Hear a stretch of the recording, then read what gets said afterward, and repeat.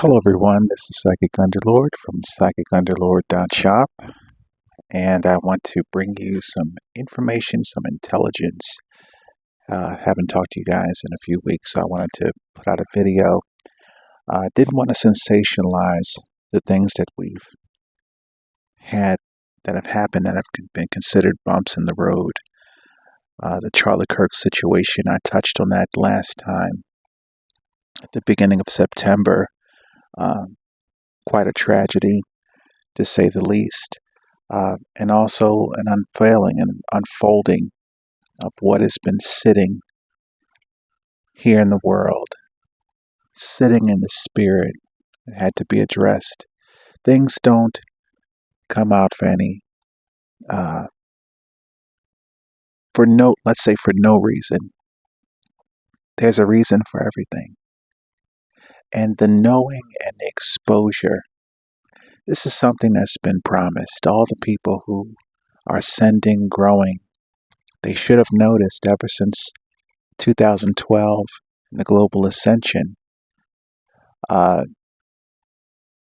which was the crossover point in the Galactic Equator, going from darkness into light. We haven't experienced something like this since the time of Plato.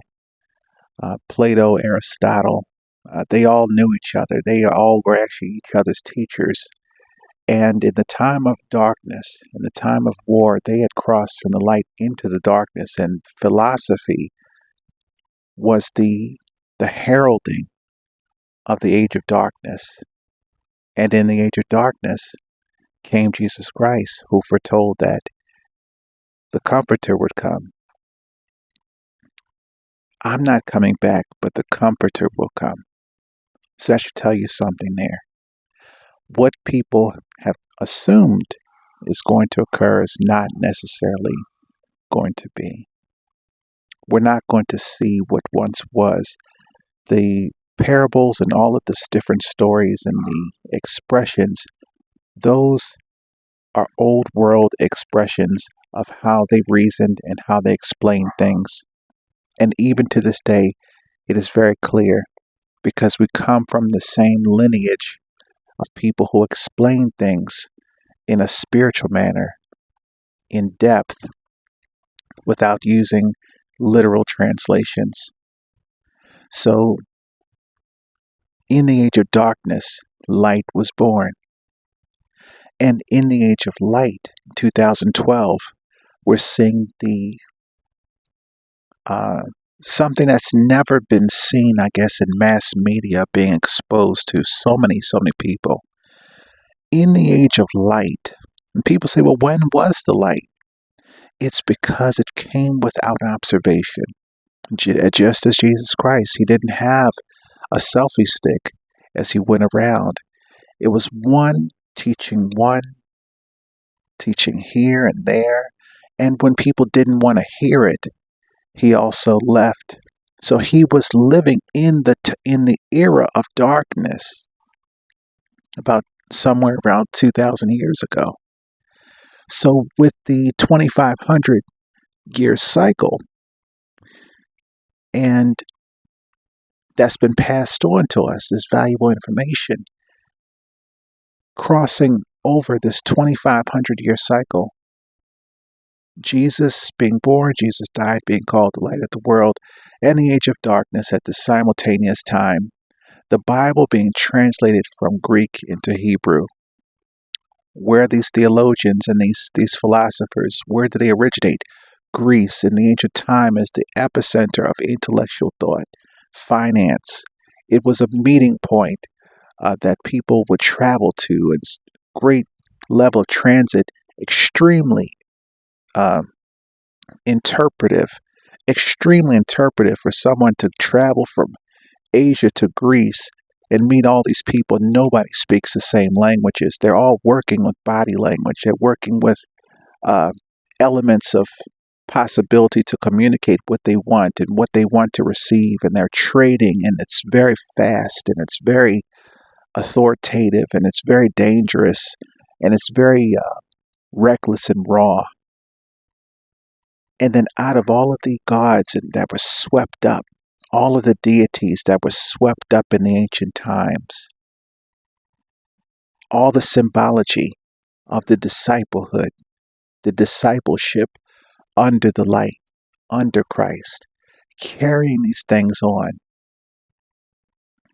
And that information was translated from Greek into Hebrew, but the whole thing was about the Hebrew people. So are the Greeks writing about the Hebrews? What can you actually trust at this point when everybody in the whole world is calling the deity that you believe in by the same name? They all call him God. Who is God when there's no firm way to truly prove without a shadow of a doubt that he is who you think that he is or who your neighbor thinks that he is? Letting go of the spiritual confines and having the vacuum of the dark night of the soul to sweep you up in the tornado of lack of trust, of lack of information, of lack of knowing, the stupefaction of a man or woman in such a dangerous time when everyone is calling for you to align with a religion to be able to save your soul. The only thing we have is prayers when the guns are trained against our lives and shooting school after school, church after church. Seems to me that the learning of the information as well as the potential understanding of what the spirituality could be or the offense of spirituality is what they're going after in the bodies of these people. And this is why I said a few years ago, we have to get the protections because if you have an assignment in the world, there's heaven and earth could move, but you will not. What is life? What is the value of life other than a means to an end, to get up, to go to work tomorrow, to engage in certain things you want to engage in, to be met with all kinds of emotional impact of all these different people? What am I coming into? You could be coming into an assignment, something that is value driven, value based, your life having value in the maintenance of a world that you don't control. Could you let go of the concept that you don't control the whole world? That's deep. Because you never said that you did, but you're acting as if you do. And by behaving as if you control the whole world, why are you not in control of it? So we go higher and higher into this thing. And the deception is near. The deception is close. It's just as close as the church that you stand upon, the school that you swear by, the economic systems that you trust in. How do I get close into this assignment so I can find cover in this thing? You've got to eradicate and destroy absolutely everything inside of you. All of this trusting and all of this believing, it's not healthy. It's not healthy for you to believe and hold on to things that are not true. That's a given. That's a first. I'm not reading from a script. I don't have any guidance right now. I'm not working with bullet points now. You've got to eradicate everything you've been told. All of the people, all of the ones who swore that you should just follow them. Follow them and learn from them, and you'll be on your way. You'll be guided. You'll have the information. You have to go through the dark night of the soul to the bottom of the rabbit hole. If you haven't gone to the bottom of the rabbit hole in religion, how in the world do you expect to be that deep in spirituality or to be able to have anything to trust in?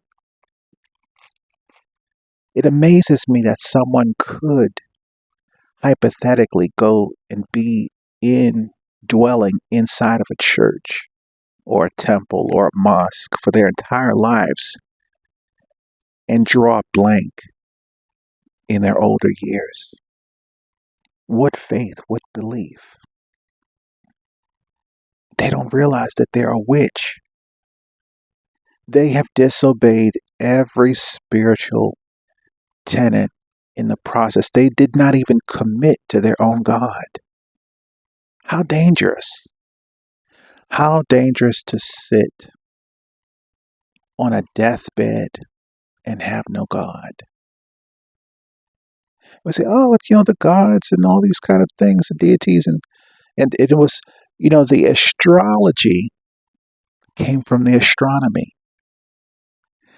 In a world with no traffic lights, no smog, and nothing but the light of the sun and the moon,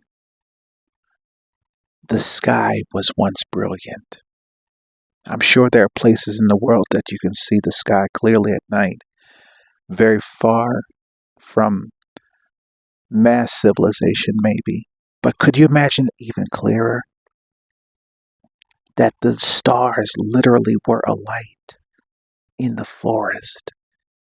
As you walked in complete pitch black night, the stars were a light. And they say that the slaves, they were traveling to escape from slavery, and they would only travel at night. They could cover 50 miles? 50 miles or something, in a short period of time. It was crazy from what I had been able to glean from what I've read. But it was consistent, 30, 40, 50 miles a day. And I'm sure it's through different processes, maybe by boat, by carriage, cart, horse, walking, uh, different types of transport.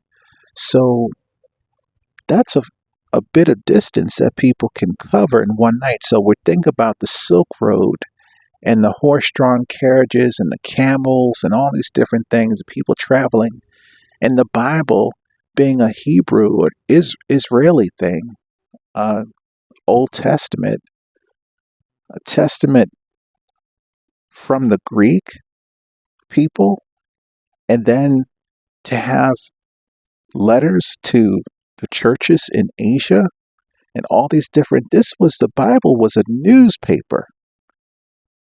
It is a newspaper of what is going on in the world throughout a dramatically large period of time. It's not just a 30-year, three or four decades. It is from the dawn of time and a conglomeration of all the astrological and astronomical events and the timekeeping and all of the different phraseology that people felt that it was important to hold on to. And that moves from generation to generation as what we believe. Something is in it. How can we have 2012 be the dawn of the age of Aquarius, the golden age? The time of the great return, of the turnover years, a transition to a time of peace and tranquility. And this is about 2,000 or so years before Jesus Christ. Was it the time of Noah?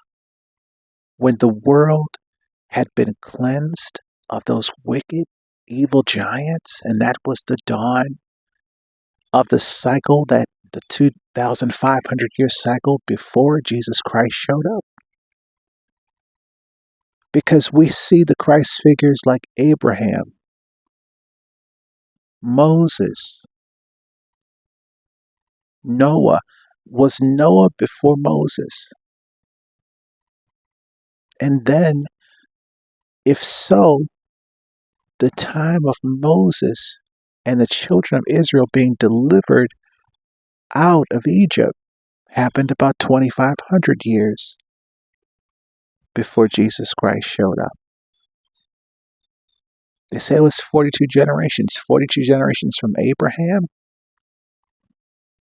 Moses, and it sounds like, wow, it's so much time. Like, it could have been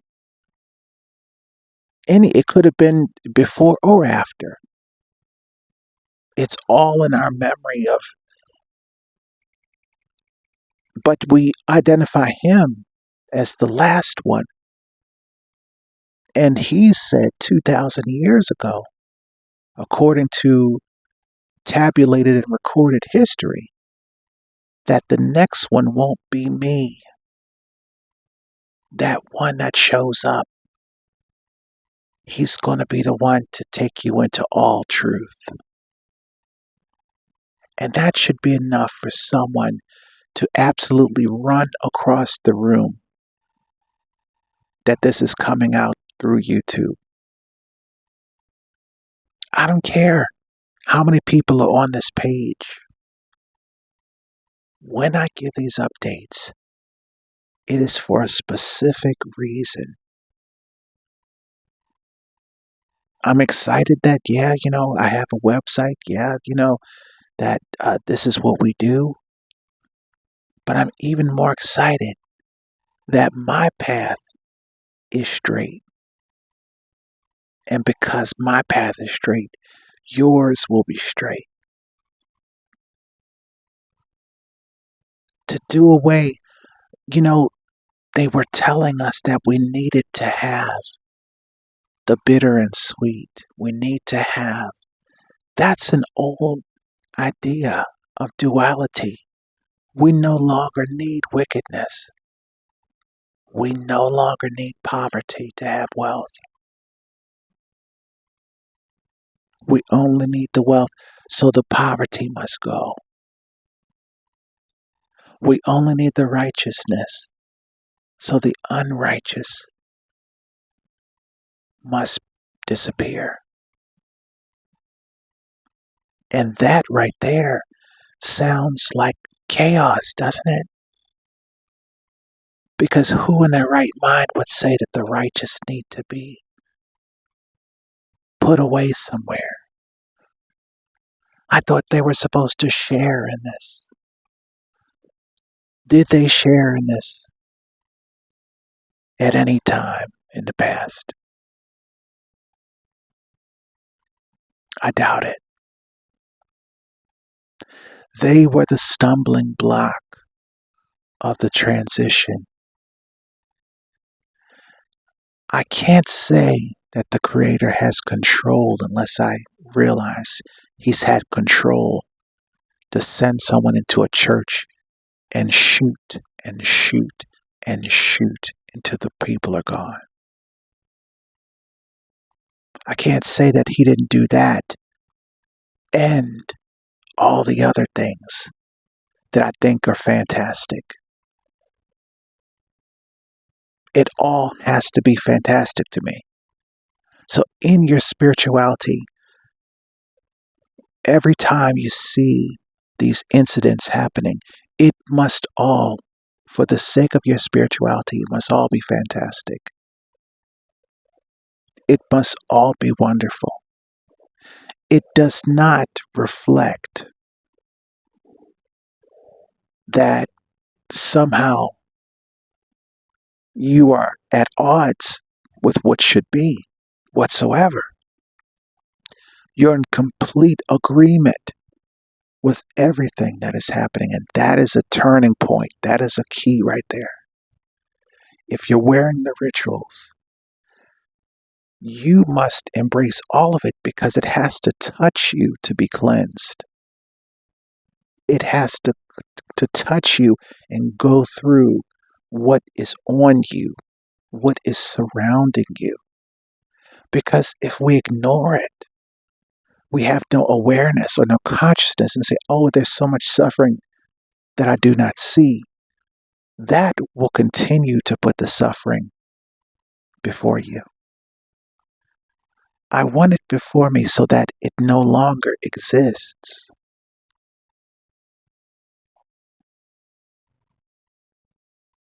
Peace. How do we achieve peace? It must come into the realm of the ascension. You are the realm with which the darkness is seeking to touch. And when it touches your way, it has come into something that is a great devastation to that chapter. For there shall be no more. There shall only be the eternal Savior. And what he said in the Bible is that the kingdom will have no end. They didn't say that about Jesus Christ. They said they're looking for the next one, and we know what time he's going to come. Around about the time the people stood at the temple, they knew what year it was. They knew about, according to the record keeping that was done, the organized record keeping and the sharing of information. They figured that the Christ child would be born, and it has to be a person born into this realm. He said that I'm not coming back. The next one is coming back. The kingdom will have no end. It will be on this planet. The meek people, they're going to inherit the earth. So if you inherit, that means somebody dies. Charlie Kirk, all these people dying. Robert Redford. It doesn't matter.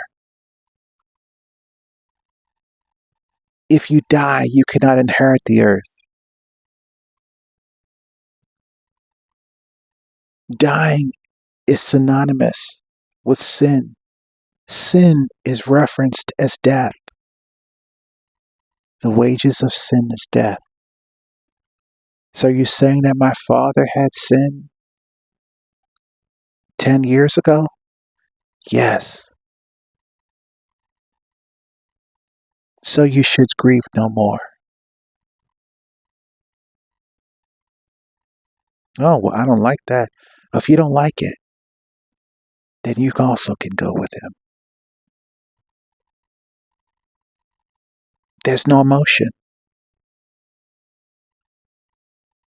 In my breast, there's no emotion. And if you are one of the ones who are part of our page, and you are one of the wearers of the secret ritual, your heart doesn't jump, yet it beats. Yet things that attempt to come into the realm that you dwell in, they are met with destruction. Have you seen it? Have you seen the destruction that has befell those who have attempted to touch you? Yes. This is extremely real. This was a setup for this era that we're living in. We need protection when we're coming through a time where the paradigms of darkness and light have been suggested as both as lies. So to the confused and to the mentally ill who said that the darkness is the light and that the light was a darkness, we had to get our compass and our barometer and our gyroscopes in order to figure out which way is up, which way is down, coming out of the age of darkness into light. Because it was heralded by mass shootings. It was heralded by children being shot in mass to the point where now our memory has become so short for the people who have perished that we no longer record keep to the level which has been done throughout all of history. We no longer tally the deaths. And yet those wearing the ritual are not running. Our lives are in a place of grace. Grace, peace, and prosperity. With all this happening, how is it that we're not being touched by this? And that everything we do and everything that happens is for our good. And we can actually discern it as truth. We're not trying to name it and claim it. We're actually experiencing it. The synchronicities, the manifestations, all the different things that line up for our good are highly uncommon in the lives of others. We've actually sat back and watched a whole infantry of people who were against the chosen ones fall right in front of them. We were watching them fall. And what's so crazy is that they still don't see us as a threat. What is making them fall? As we float, literally floating at this time, what could it be? These are the ones who tried to harm us for all these years. And now the convergence of the darkness to encapsulate them into their own sarcophagus of darkness has come so quickly. We cannot have a threat to our health. And this is to the PUL community. There's no hazard that can come into your life. If there's a hazard, either you will be removed from them or they will be removed from you. Because your health is paramount. Your life force, all the different things that provide you with protection and safety, those things cannot be threatened. My prosperity cannot be threatened. So I walk this straight path. And even at my level, to walk the shakes out, I recognize that the shaking does not cross over to me. I've just used to be so in tune with other people as an empath that your habit, your habitual pattern has been that you can feel the energy of other people.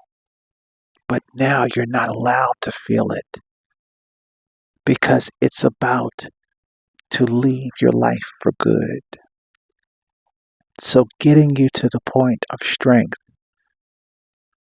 of peace within, of understanding, of having a situation where you're not sad about these people leaving and you're not trying to coordinate some type of kumbaya with them.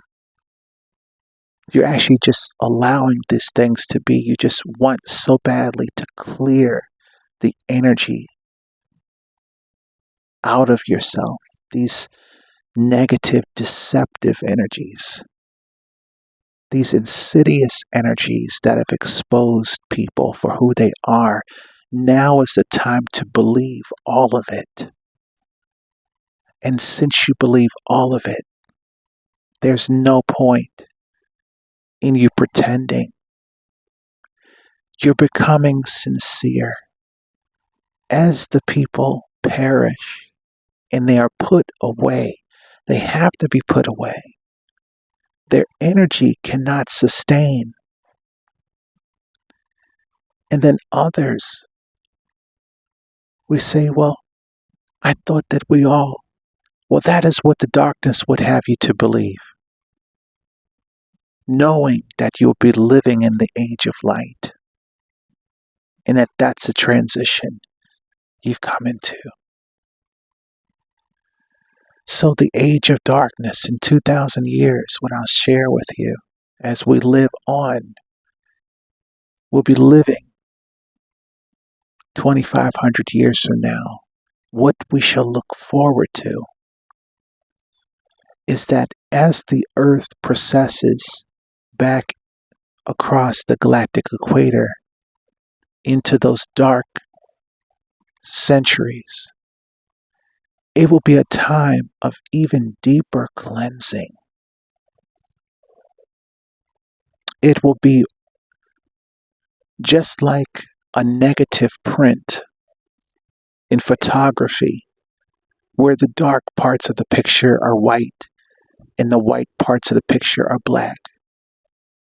It will be the dark negative